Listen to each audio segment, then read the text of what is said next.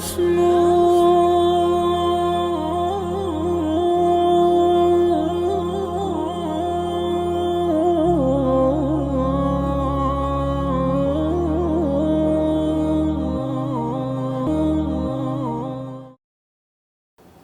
الله الرحمن الرحيم.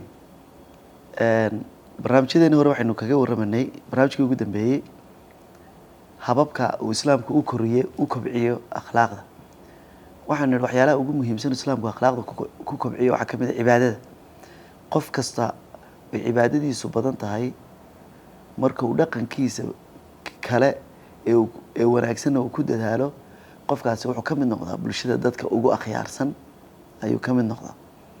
marka labadaasi waa inay wada socdaan. dhibaatooyinka dadkeena haysta waxa kamid ah waxaad arkaysaa qof cibaado wanaagsan oo dhaqan fiican cibaado wanaagsan masaajidka safka hore ku jira laakiin dadka laba eri aanu dhex mari karin markuu bulshada soo dhex baxo dhib fara badan bulshada ay dhib badan dhexdooda marto. marka akhlaaq wanaagu wuxuu kamid yahay waxyaalaha jannada lagu helo hadduu doono qofka cibaadadiisu ha koobnaato laakiin dhaqankiisa wanaagsan waa ka nabigu inoo sheegay calayhi salaatu wasalaam gabadh kamid ah dadka xun oo wada marso ay haraadan aragtay akhlaaq wanaag baa ku kalifeynay aygii ay markaasi dhaqan fiican bay samayso ay haraadan bay biyasiis dabadeedna ilaahay waa u dambi dhaafay waana u mahadnaqay jannana waa la geeyay. marka xadiiskaas muxuu noo tilmaamayaa akhlaaqdu waa mid kamid ah waxyaalaha jannooyinka lagu helo uguna waaweyn. marka salaadu horeyna usoo tilmaanay barnaamijka horeyna kaga soo hadalnay marka ilaahayna wuxuu inna salaata tanhaa cani alfaxshaa'i walmunkar. salaadu waxay diidaa xumaan oo dhan akhlaaq xumo oo dhan bay kuu diidaysaa. maxaa kaloo kamid ah nabiga calayhi salaatu wasalaam salaada markuu xidho waxyaaluhu odhan jiray waxaa kamid ah uu ku furan jiray allaahuma hadinii ilaahow igu hanuuni liaxsani alakhlaaq akhlaaqda teeda wanaagsan igu hanuuni laa yahdiha liaxsanihaa ilaa anta. cid dadka ku hanuunin kartoon adiga hayni ma jirto. markaa salaadaabuu ku furfuran jiray nebigu ilaahow akhlaaqda wanaagsan igu hanuuni adiguma dadka akhlaaqda wanaagsan ku hanuuni.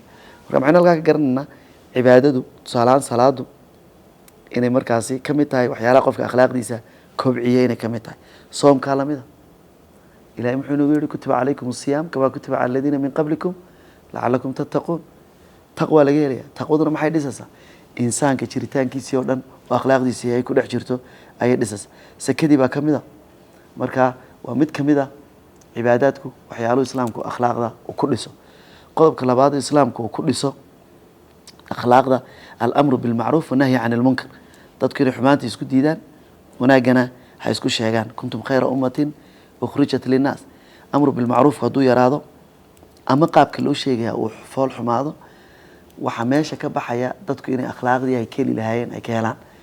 dhibta jirta dadka marka laga wacyigeliyo dadku cala alaqal dee qofkii samaynayaana uu la dhuumanaya kii samayn jirna markuu arko dhibtaasi uu barto dhibtaa wuxuu kala kulmayo uu ka soo noqonaya.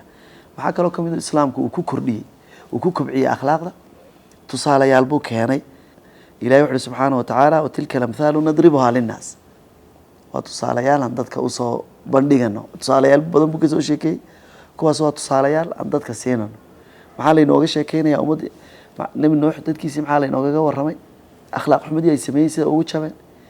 nebi kasta dadkii la noolaa maxaa laynoogaga sheekeynaya tusaalayaasha maxaa laynoo siinaya waxaa laynoo siinaya xumaantii ay samayn jireen si aynu uga durugno wanaagyadii qayb kamid ay samayn jireenna si aynu ula nimaadno. maxaa kaloo islaamku akhlaaqda ku dhisaa wuxuu ku dhisaa almawcida in dadka la waaniyo dadka ma xukumo oo maaragtay islaamku intuu xukunka gacana la jaro iyo maaragtay hala karbaasho islaamku maaha. islaamku waxa weeye waxaas waa xumaan dhibtaasaa ka dhalanaysa qofka sameeya saasaa ciqaabtaasuu leeyahay hala iska daayo. almawcida joogto ah ayuu la imanaya.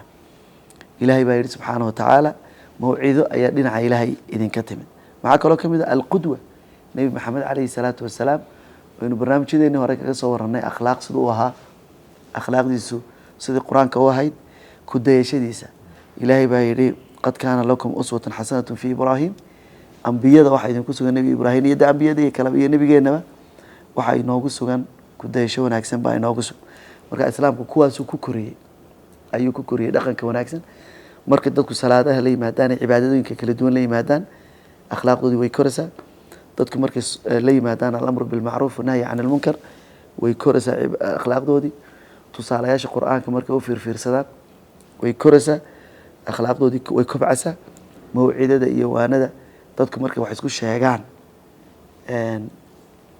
in la isku cadayn qofka maaragtay haddaad xataa u naseexaynayso inaad gaar ula baxda ay tahay iyo nebigoo lagu dayda calayhi salaatu wasalaam ayaa ka mid a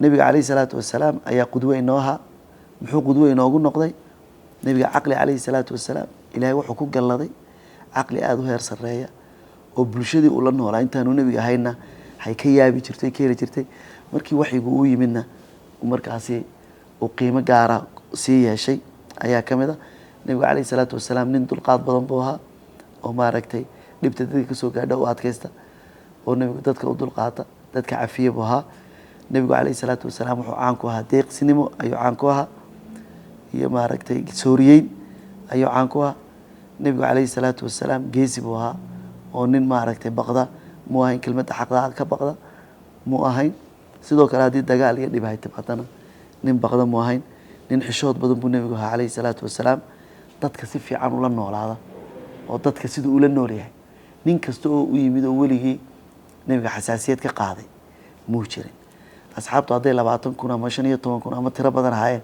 nin walba gaar buu nebigu calayhi salaatu wasalaam uu uga warhayay dhan wuxuu lahaa ballantuu oofin jiray nin aada isku dhuldhigid badan buu ahaa cadaaladiisaa sarraysay nebigu adduunka ayuu ka saahiday ilaahay buu xoog uga baqan jiray akhlaaqdaa nebigu calayhi salaatu wasalaam kala duwana faraha badan leh waxay dadka ku sandullaysay inay dadku nebiga ku daydaan calayhi salaatu wasalaam marka inahaas ayuu islaamku oo akhlaaqda ku dhisay aqulu qawli hada wastaghfirullah alcadiim intaasaynu ku daynaa barnaamijkeena